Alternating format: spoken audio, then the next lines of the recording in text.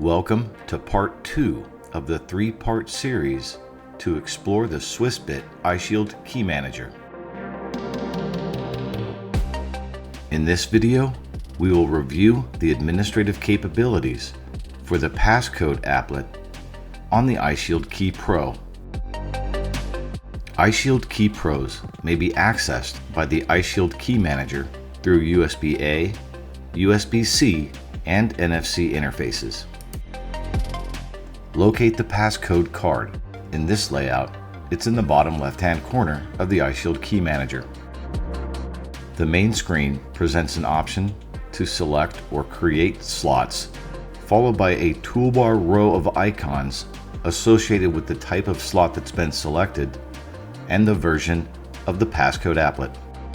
Using the drop-down menu, you may select any registered slot. This icon indicates that a touch behavior has been assigned to this slot. Once selected, you may click the edit icon to manage the touch behavior or to delete the credential. You may use the same drop-down menu to configure a new slot with the passcode. Select from the password or OTP options.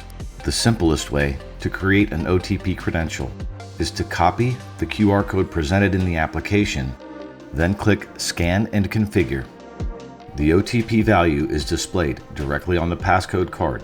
As this is a TOTP passcode, the timer is displayed over the visibility icon. You may copy this passcode using the Copy icon. Using the same drop-down menu, you can configure a new slot with a static password.